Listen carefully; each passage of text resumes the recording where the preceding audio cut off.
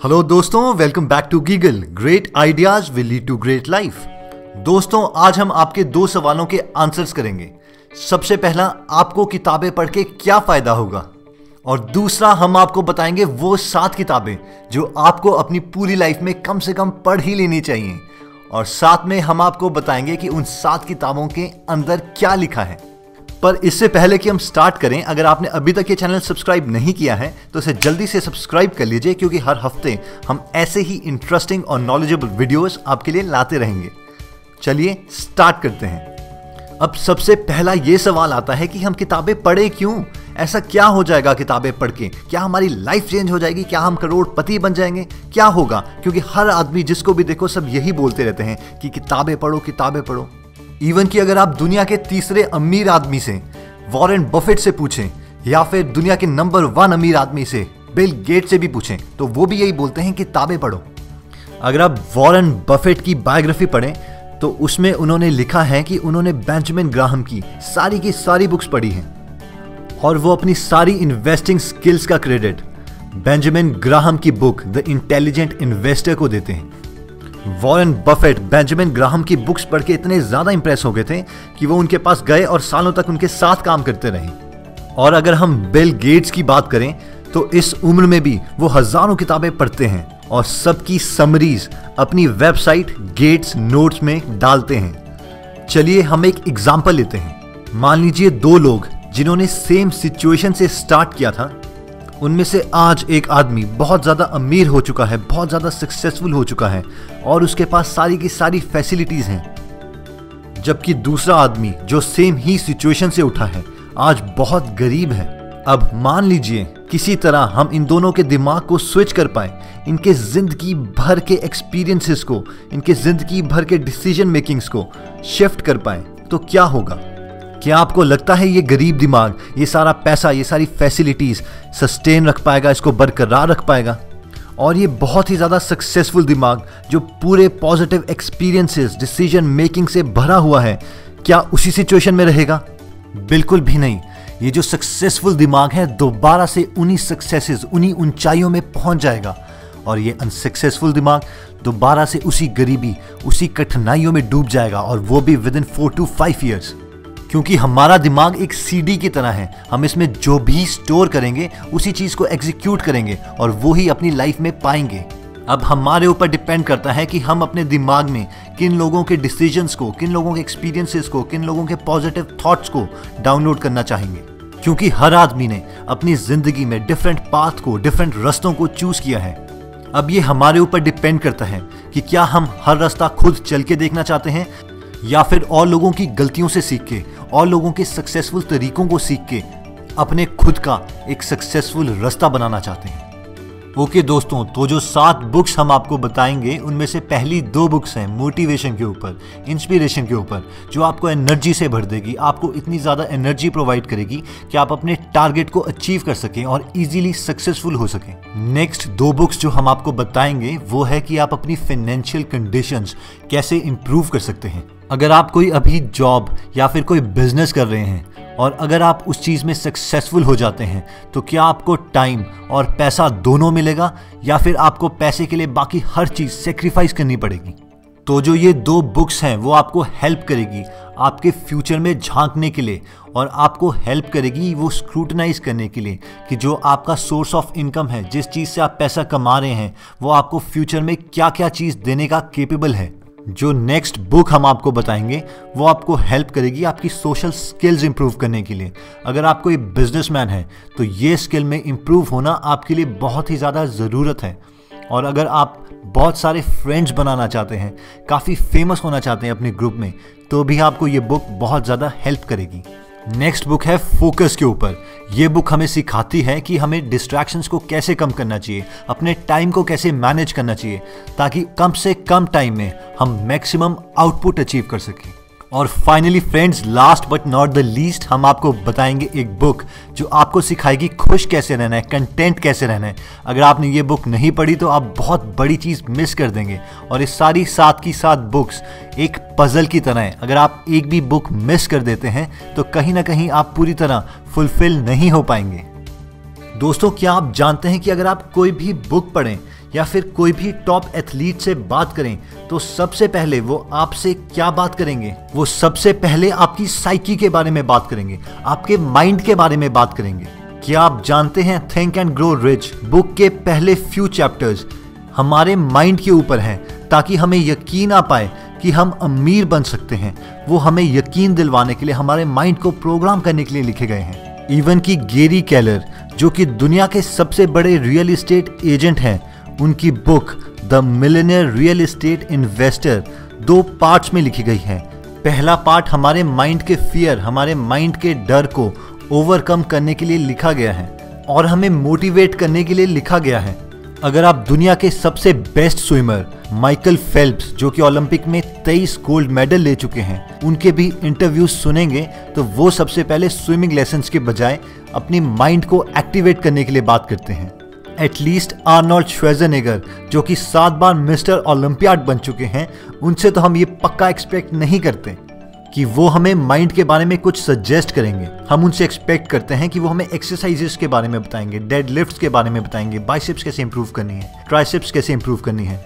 लेकिन वो भी अपनी बुक्स और अपने इंटरव्यूज में यही बात बोलते हैं कि जो फर्स्ट स्टेप है वो आपका माइंड है। अगर आप बिलीव नहीं कर सकते तो वो अचीव नहीं होगा, क्योंकि दोस्तों कुछ भी अचीव करने के लिए 80% माइंड गेम है। आपको खुद से लड़ना पड़ेगा, अपने को यकीन दिलवाना पड़ेगा कि आप उस चीज के कैपेबल हैं, और बाकी 20% है एक्शंस। तो आपको चार्ज करने के लिए, आपको एनर्जी से भरने के लिए हम आपको 2 बुक सजेस्ट करेंगे, और वो 2 बुक्स हैं the power of your subconscious mind by doctor Joseph Murphy और the 7 habits of highly effective people by Steven Covey. दोस्तों, इन दोनों बुक्स के ऊपर हम एक वीडियो बना चुके हैं, लेकिन फिर भी अगर आप इन बुक्स को बहुत ज़्यादा डिटेल में पढ़ना चाहते हैं तो आप इन बुक्स को खरीद सकते हैं, ताकि जब भी आप लो फील कर रहे हो, डिप्रेस्ड फील कर रहे हो, इन बुक्स को पढ़ के दोबारा से वो एनर्जी गेन कर पाए और अपनी गोल की तरफ आगे बढ़ सकें। ओके, तो अब हम अपने दिमाग को सक्सेस के लिए प्रोग्राम कर चुके हैं, कंडीशन कर चुके हैं और पूरी एनर्जी से भर चुके हैं। लेकिन अब सवाल ये आता है कि अब हमें करना क्या है, क्योंकि आजकल के टाइम में हमारे पास बहुत सारे ऑप्शंस हैं, लेकिन टाइम बहुत कम है। क्योंकि अगर हम अपने करियर के पीछे भागते हैं तो हमारी फैमिली हेल्थ सेक्रीफाइस करती है, और अगर फैमिली के साथ बहुत ज़्यादा टाइम गुजारें, हेल्थ को बहुत ज़्यादा टाइम दें, तो हमारा करियर पीछे रह जाता है। तो फाइनली हम करें क्या? तो इसका सोल्यूशन है फोकस ऑन राइट थिंग्स।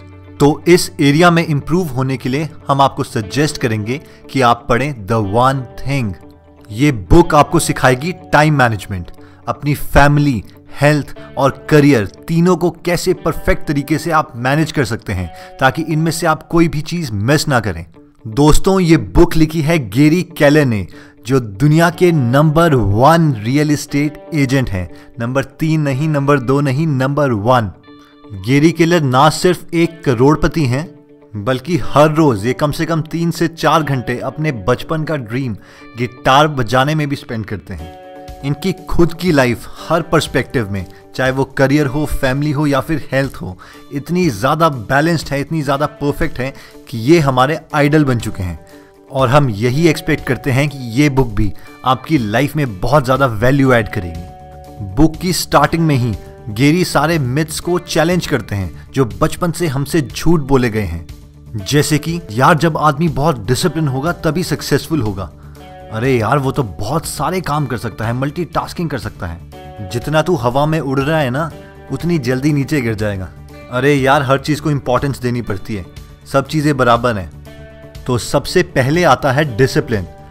क्या आप जानते हैं हार्वर्ड में 2 टाइप के स्टूडेंट्स के ऊपर एक्सपेरिमेंट किया गया था। एक वो जो अपनी असाइनमेंट टाइम से करते थे, और दूसरा वो जो कभी भी अपनी असाइनमेंट टाइम से नहीं करते थे। इन दोनों टाइप के स्टूडेंट्स को बुलाया गया और इनकी सॉक्स चेक की गई।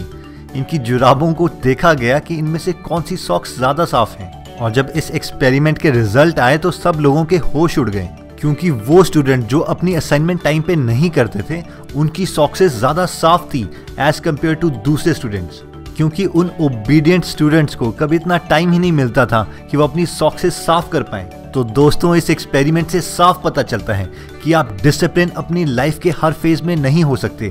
अगर आप एक जगह डिसिप्लिन हैं तो दूसरी जगह आपको कॉम्प्रोमाइज करना ही पड़ेगा।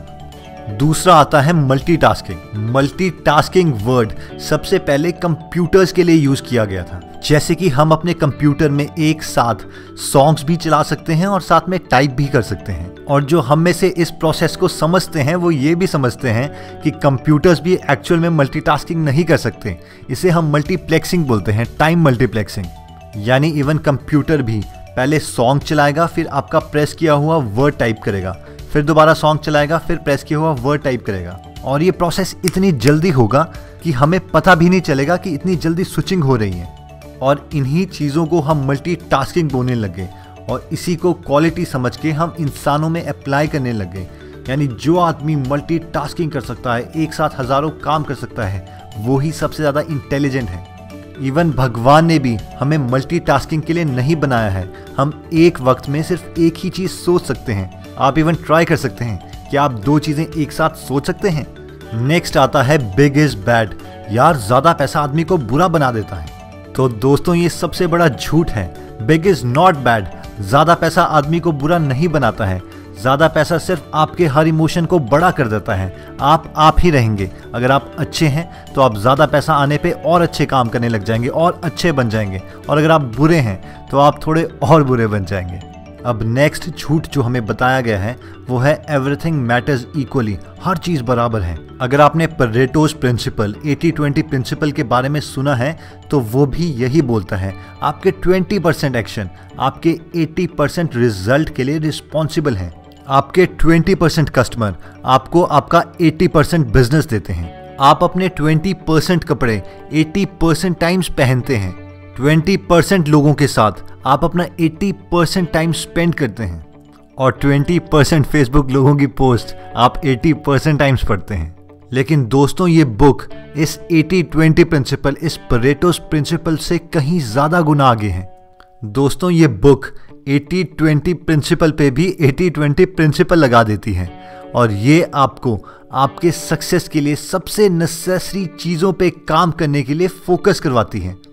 चलिए अगर हम इस बुक का एक एग्जाम्पल लें, अगर आप ये 2 साइज के डोमिनो लेते हैं, पत्थर लेते हैं या ईंट लेते हैं, तो आपको लगता है कि ये छोटा डोमिनो, ये छोटा पत्थर इस बड़े डोमिनो को गिरा पाएगा? ऑब्वियसली नहीं, अनटिल एंड अनलेस अगर हम इसको बहुत ज़्यादा जोर से ना फेंकें। लेकिन अगर हम इस सबसे छोटे डोमिनो, इस छोटी ईंट के आगे काफ़ी सारे डोमिनो लगा दें, बिल्कुल सीरीज में, उसी लाइन में, तो ये टास्क एकदम पॉसिबल है। इस पूरी सिचुएशन को हम कंपेयर कर सकते हैं अपने गोल के साथ, अपनी सक्सेस जो भी हम पाना चाहते हैं उसके साथ। जो ये सबसे बड़ा डोमिनो है, ये हमारा समडे गोल है। ये कोई गोल जो हम अचीव करना चाहते हैं लाइफ में मरने से पहले। ये समडे, ये बड़ा गोल अचीव करने के लिए हमें ये इमेजिन करना होगा कि हमें इस साल क्या करना है ताकि हमारा ये समडे वाला गोल अचीव हो जाए। इस एक साल के टारगेट को अचीव करने के लिए हमें इससे जस्ट पहले एक डोमिनो रखना पड़ेगा, वो टारगेट रखना पड़ेगा कि इस मंथ हमें क्या करना है ताकि हम वो एक साल का गोल अचीव कर पाएं। और इस मंथ के गोल को अचीव करने के लिए हमें ये इमेजिन करना पड़ेगा कि इस हफ्ते के एंड तक हमें क्या कंप्लीट करना है। और इस हफ्ते के गोल को अचीव करने के लिए हमें ये डिसाइड करना पड़ेगा कि हमें अभी एग्जैक्टली अभी क्या करना है। और अगर ये सारे डोमिनो अलाइंड हैं, ये सारे टारगेट्स अलाइंड हैं, तो हमें हमारा गोल अचीव करने के लिए कोई नहीं रोक सकता। और इस चीज को हम बोलते हैं डोमिनो इफेक्ट। और दोस्तों ये कोई थियोरी नहीं है, ये एकदम प्रैक्टिकल है। अकॉर्डिंग टू फिजिक्स कोई भी एक डोमिनो, कोई भी एक ईंट, कोई भी एक पत्थर अपने से 1.5 गुना बड़े डोमिनो को गिरा सकता है। यानी अगर आपका पहला डोमिनो, आपकी पहली ईंट सिर्फ 2 इंच जितनी है, ऑलमोस्ट आपके नाखून जितनी, और अगर आप अपने सारे डोमिनो, अपनी सारी ईंट अलाइन कर देते हैं, यानी अगर आपका पहला डोमिनो 2 इंच का है तो उससे अगला डोमिनो 3.5 इंच का होगा, और उससे अगला डोमिनो 5.25 इंच का। इसी तरह से आपका 23वां एक्शन, 23वां डोमिनो एफिल टावर जितना बड़ा होगा, और आपका 31वां डोमिनो माउंट एवरेस्ट से भी 3000 फीट ऊंचा होगा, और आपका 57वां डोमिनो अर्थ से मून तक के डिस्टेंस जितना बड़ा होगा। क्या आज तक आप में से किसी ने इमेजिन किया था कि 2 इंच जितना डोमिनो, 2 इंच का ईंट का पत्थर एक अर्थ से मून तक के डिस्टेंस वाले पत्थर को कभी गिरा सकता है? दोस्तों ये तभी पॉसिबल है कि अगर हमारे सारे के सारे एक्शंस एक ही जगह ओरिएंटेड हो, एक ही जगह फोकस्ड हो, और ये बुक आपको ये लेवल अचीव करने के लिए हेल्प कर सकती है। अब हम आपको एक छोटी सी वीडियो दिखाते हैं इस डोमिनो इफेक्ट के ऊपर, जो इतना बड़ा पत्थर तो नहीं है अर्थ से लेकर मून तक का, लेकिन आपको ये कॉन्सेप्ट समझने में मदद करेगा। Here we go.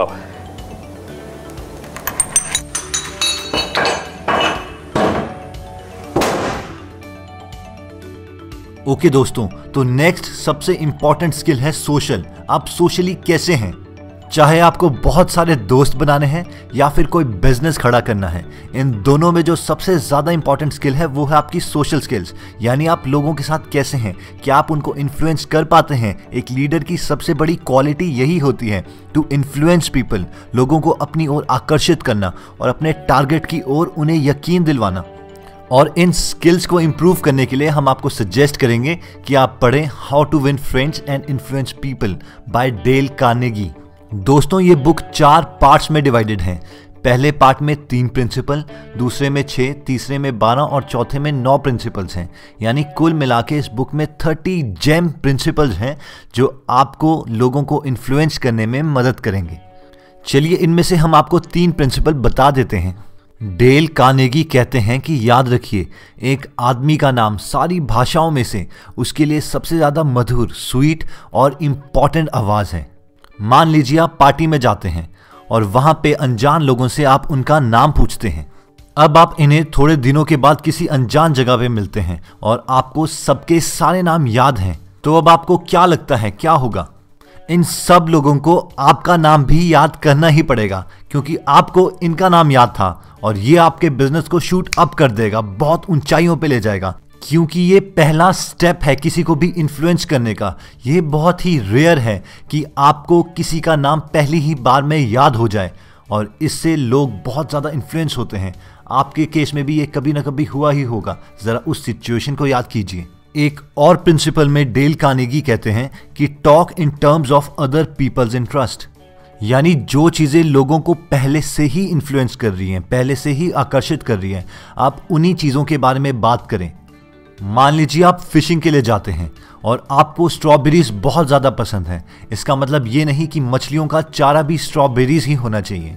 अगर मछलियों को स्नेल्स पसंद है तो आपको उन्हें स्नेल्स ही देनी पड़ेंगी। अगर आप उन्हें बार बार स्ट्रॉबेरीज ऑफर करते रहेंगे, वो चीज़ ऑफर करते रहेंगे जो आपको पसंद है, तो आपके हाथ में कभी कोई भी मछली नहीं आएगी।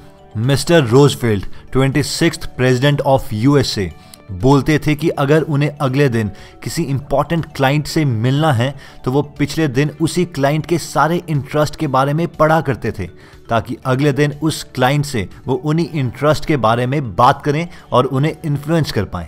और यही स्किल सेल्स में भी बहुत बार यूज़ की जाती है। मान लीजिए आप किसी दुकान में जाते हैं और आपको 3 या 4 टी शर्ट में से एक टी शर्ट बहुत ज़्यादा पसंद आ रही है, तो जो भी वहाँ पे सेल्समैन है, दुकानदार है, आपको वही टी शर्ट खरीदने के लिए कन्विंस करेगा, उसी टी शर्ट के बारे में तारीफ़ें करेगा। बेशक उससे ज़्यादा अच्छी टी शर्ट्स और भी हों, क्योंकि वो जानता है कि अगर उसे वो टी शर्ट बेचनी है तो उसे आपको उस चीज़ में इन्फ्लुएंस करना पड़ेगा जिस टी शर्ट से आप ऑलरेडी इन्फ्लुएंस्ड हैं। अगर उसने आपका ओपिनियन चेंज करने की कोशिश की तो मैक्सिमम प्रोबेबिलिटी यही है कि आप बिना कोई टी शर्ट खरीदे वहाँ से चले जाएंगे। दोस्तों, नेक्स्ट हम आपसे बात करना चाहते हैं पैसे के बारे में, फिनेंस के बारे में। मान लीजिए पर मंथ जो भी आपका गोल है कि हमने 1 लाख कमाने हैं, 10 लाख कमाने हैं या 1 करोड़ हर महीने कमाने हैं, अगर आप उस गोल को अचीव कर लें और उस टारगेट को अचीव करने के बाद, उस गोल को अचीव करने के बाद आपको ये लगे यार ये चीज़ थी जिसके पीछे मैं भाग रहा था, ये भी कोई लाइफ है। अगर आप अपना टारगेट अचीव करने के बाद भी खुश नहीं होते तो ये तो फेलियर से भी बहुत ज़्यादा बुरा है। और दोस्तों, मैक्सिमम लोगों के साथ होता भी यही है, क्योंकि जब भी हम इमेजिन कर रहे होते हैं कि हमें हर महीने 1 लाख कमाने हैं या 10 लाख कमाने हैं या 1 करोड़ कमाने हैं, तो हम सोच रहे होते हैं कि जितना भी हमारे पास फ्री टाइम है उतना ही फ्री टाइम हमें उस टारगेट को अचीव करने के बाद भी मिलेगा। और अगर हम इस सिचुएशन को अवॉइड करना चाहते हैं, इस सिचुएशन को टालना चाहते हैं, तो हम आपको सजेस्ट करेंगे कि आप ये 2 बुक्स ज़रूर पढ़िए। पहली बुक है rich dad poor dad by Robert T Kiyosaki और दूसरी book 4 Hour Work Week by Tim Ferriss. Rich dad poor dad आपको बताती है एसेट और लायबिलिटी के बीच का डिफरेंस। यानी कि अगर आप कोई नॉर्मल जॉब कर रहे हैं या फिर कोई बिजनेस कर रहे हैं जिसमें आपको खुद काम करना पड़ रहा है, तो उसमें सक्सेस होने के बाद भी आपको फ्री टाइम बिल्कुल भी नहीं मिलेगा।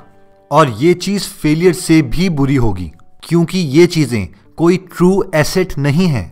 और ये बुक कोई MBA वाली अकाउंटिंग नहीं पढ़ाती है, ये आपको बेसिक फाइनेंशियल स्टेटमेंट्स बताती है, क्योंकि ये लोग खुद एक उधार भरी जिंदगी से करोड़पति बने हैं। टिम फेरिस की बुक 4 आवर वर्क वीक आपको एक्चुअल में एसेट्स बनाना सिखाती हैं। 4 आवर वर्क वीक का यही मतलब है कि एक हफ्ते में सिर्फ 4 घंटे काम करके आप मैक्सिमम पैसे कैसे कमा सकते हैं। रिसेंटली हमने एक वीडियो पब्लिश की थी जिसमें हमने आपको बताया था कि आप एक महीने में 1 लाख रुपए तक कैसे कमा सकते हैं यूजिंग alibaba.com एंड Amazon। और वो वीडियो हमने इसी बुक से मोटिवेट होके बनाई थी। और इस बुक में 3 ऐसे मेथड्स दिए गए हैं जिससे आप भी हर महीने इंटरनेट से लाखों रुपए कमा सकते हैं। और ये प्रूवन मॉडल्स हैं, क्योंकि टिम फेरिस जो कि इस बुक के ऑथर हैं, हर हफ्ते $25,000 लाखों रुपए सिर्फ 4 घंटे काम करके कमाते हैं। दोस्तों, बाकी इस बुक में आपको बताया जाएगा कि आप अपनी लाइफ के मैक्सिमम काम कैसे आउटसोर्स कर सकते हैं, यानी दूसरों से करवा सकते हैं। और सिर्फ उन्हीं स्किल्स में आप अच्छे होएं और अपना मैक्सिमम टाइम गुजारें जो एक्चुअल में आपको आउटपुट देती हैं, क्योंकि अगर आप हर चीज़ करना चाहेंगे तो आपको फाइनली कुछ भी नहीं मिलेगा। दोस्तों, नेक्स्ट टॉपिक आता है हैप्पीनेस। ये हैप्पीनेस अचीव कैसे की जाए? क्या ज़्यादा पैसा आने से हम खुश होंगे या फिर अभी भी हम खुश हो सकते हैं? तो दोस्तों, हम आपसे यही कहना चाहेंगे कि अगर आप अभी एग्जैक्टली अभी इसी सिचुएशन में, जहां भी आपकी सिचुएशन है, अगर आप अभी खुश नहीं हो पा रहे हैं तो बाद में भी खुश नहीं हो सकते। तो इस कॉन्सेप्ट को पूरी तरीके से समझने के लिए हम आपको सजेस्ट करेंगे कि आप पढ़ें विक्टर फ्रैंकल की book man search for meaning, क्योंकि जब ये बुक रिलीज हुई थी उसके बाद इसने पूरी दुनिया के पर्सपेक्टिव को चेंज कर दिया। दोस्तों, मिस्टर फ्रैंकल एक साइकियाट्रिस्ट थे और एक ज्यू थे, और ये कॉन्सेंट्रेशन कैंप्स में रहे हैं। आप में से जिन लोगों को नहीं पता कि कॉन्सेंट्रेशन कैंप्स क्या थे, तो हम बता देते हैं कि 1939 से 1945 जब तक हमारी सेकेंड वर्ल्ड वॉर चल रही थी, उस दौरान हिटलर सारे ज्यूज को, यहूदियों को प्रिजन में डाल देता था, और इन प्रिजन्स को हम बोलते थे कॉन्सेंट्रेशन कैंप। और जो ये कॉन्सेंट्रेशन कैंप है एक प्रिजन से बहुत बहुत ज़्यादा बुरे थे। पहले दिन ही इन सब के बाल काट दिए जाते और इन्हें न्यूड, नंगा कर दिया जाता। और जो प्रिजनर्स इन्हें लगता कि बहुत ज़्यादा पतले हैं या इनके काम नहीं आ सकते, उन्हें जला दिया जाता। और जितना भी आप बुरा सोच सकते हैं, इस ऑथर के साथ हुआ। इनकी पूरी फैमिली इंक्लूडिंग इनकी वाइफ उस कॉन्सेंट्रेशन कैंप में मर गई। इस बुक में एक जगह मिस्टर फ्रैंकल लिखते हैं कि हमें 4 दिन में सिर्फ एक ब्रेड और एक छोटा सा सूप का कप मिलता था, और इतनी कम कैलोरीज में जो हमारी बॉडी थी उसने हमारा सबक्यूटेनियस फैट भी खा लिया था, और हम बहुत ज़्यादा पतले हो गए थे। और हर रोज़ हम में से कोई ना कोई मर रहा था, और अपने को हेल्दी दिखाने के लिए हम अपनी शेव कांच के टुकड़े से किया करते थे। अब आप सोच रहे होंगे कि ये बुक तो बहुत ज़्यादा हमें दुखी करने वाली लग रही है, ये हमें खुशी कैसे देगी? और यही इसका सबसे ज़्यादा इम्पॉर्टेंट पार्ट है, क्योंकि पूरी दुनिया मानती है कि इन लोगों ने जो सहा है वो आज तक पूरी हिस्ट्री में किसी ने नहीं सहा। हमारी कोई भी प्रॉब्लम, किसी और की भी कोई भी प्रॉब्लम इनकी प्रॉब्लम से बड़ी नहीं है। इन्हें नहीं पता था इनकी वाइफ के साथ क्या हो रहा है, क्या शी इज़ गेटिंग रेप्ड और वॉट। मिस्टर फ्रैंकल लिखते हैं कि जो भी आपके साथ हो रहा है, जो भी आपकी सिचुएशन है, वो आप कंट्रोल नहीं कर सकते, लेकिन जो भी मीनिंग, जो भी मतलब आप उस चीज़ को देते हैं, वो आपकी पूरी की पूरी लाइफ चेंज कर सकता है। और यही कारण है किसी भी दुख का या किसी भी खुशी का, क्योंकि इन्होंने जो वहाँ पे उनके साथ इंसिडेंट हुए हैं वो बताए हैं कि वहाँ पे इतने सारे दुख में हम कोई ना कोई ऐसी चीज़ ढूंढ ही लेते थे जिससे हमें खुशी मिलती थी। मान लीजिए हमारे पेरेंट्स ने हमें कभी ना कभी डांटा ही होगा, तुझे चलना नहीं आता, ठीक से चल। अब सिचुएशन तो ये है कि हमारे पेरेंट्स हमें डांट रहे हैं, लेकिन इस चीज़ को हम क्या मीनिंग देते हैं अपने दिमाग में, इससे हमारी लाइफ अफेक्ट करती है। और यही रीज़न है कोई भी खुशी का या दुख का। अगर आप इस सिचुएशन का ये मीनिंग निकालते हैं, ये मतलब निकालते हैं कि यार मेरे पेरेंट्स मुझे प्यार नहीं करते, हमेशा डांटते रहते हैं, पता नहीं क्यों, तो आप दुखी ही होंगे। लेकिन हो सकता है कि आपको उन्होंने इसलिए डांटा क्योंकि आप कहीं गिरने वाले थे और उन्हें टेंशन हो गई हो कि हमारा बच्चा कहीं गिर ना जाए। और इस चीज़ को उन्होंने इस तरीके से एक्सप्रेस कर दिया जिसका मतलब आपने कुछ और ही ले लिया और अपने को दुखी कर दिया और फाइनली उनको भी दुखी कर दिया। दोस्तों, इस बुक में लोगोथेरेपी की भी बात की गई है जिसमें आपको प्रैक्टिकल टूल्स दिए गए हैं जिससे आप अपनी सिचुएशंस को हैंडल करने में और ज़्यादा अच्छे हो सकते हैं। विक्टर फ्रैंकल इस बुक में एक इंसिडेंट बताते हैं जब इनके साथ वाला प्रिजनर बहुत तरीके से बीमार हो गया था और इन सब लोगों ने मिलके अपना एक वक्त का खाना जो कि इन्हें 4 दिन में एक बार मिलता था वो भी उस आदमी को दे दिया। तो फाइनली दोस्तों, ये बुक पूरी एक स्टोरी की तरह लिखी गई है और एक रियल आदमी की एक रियल कहानी है जिसमें उन्होंने अपनी लाइफ को एक मीनिंग दिया और उस सिचुएशन में भी खुश रहे। तो दोस्तों, हम आपको हाईली रेकमेंड करते हैं कि आप ये बुक ज़रूर पढ़िएगा क्योंकि आपकी पूरी लाइफ का पर्सपेक्टिव चेंज कर देगी। क्योंकि जब ये बुक पहली बार मैंने भी पढ़ी थी तो 7-8 दिन तक मैं इसी बुक के बारे में सोचता रहा। मुझे बहुत ज़्यादा पेशेंस आ गया था, एक सहन करने की शक्ति आ गई थी और हर चीज़ के बारे में अच्छा ही सोच रहा था और कहीं ना कहीं अभी भी इसी बुक का इम्पैक्ट मेरे अंदर है। दोस्तों, अगर आप इन बुक्स की लिस्ट डाउनलोड करना चाहते हैं या फिर ये बुक्स हिंदी या इंग्लिश में खरीदना चाहते हैं तो आप डिस्क्रिप्शन में दिए गए लिंक को क्लिक करके वो लिस्ट पा सकते हैं या फिर आप कभी भी हमारी वेबसाइट पे जाके वो लिस्ट डाउनलोड कर सकते हैं। हमारी वेबसाइट का एड्रेस है www.greatideasgreatlife.com। चलिए दोस्तों, अगर आपको हमारा ये वीडियो पसंद आया तो उसे लाइक ज़रूर कीजिएगा। अगर आपको लगता है कि ये वीडियो आपके किसी फ्रेंड या फैमिली मेम्बर के काम आ सकता है, क्योंकि इस बिज़नेस में आप तभी जीत सकते हैं अगर आपके साथ कोई है, तो इस वीडियो को ज़रूर शेयर कीजिए और हमें सपोर्ट भी कीजिए। और अगर आप ऐसी ही वीडियोस और डिटेल में और आगे भी देखना चाहते हैं तो आप इस चैनल को सब्सक्राइब कर सकते हैं। आप हमारे साथ फेसबुक पे भी जुड़ सकते हैं, facebook.greatideasgreatlife.com। और अब से आप हमारी वेबसाइट में ऐसे ऐसे इंटरेस्टिंग आर्टिकल्स भी पढ़ सकते हैं क्योंकि हम अपने ब्लॉग में, अपनी वेबसाइट में ऐसे इंटरेस्टिंग आर्टिकल्स डालते रहेंगे ताकि वो आपके काम आते रहें। क्योंकि हमारी हमेशा यही कोशिश रहती है कि ग्रेट आइडियाज़ ग्रेट लाइफ आपके लिए कुछ एक्स्ट्रा लाए जो कि और चैनल आपको प्रोवाइड नहीं कर रहे हैं।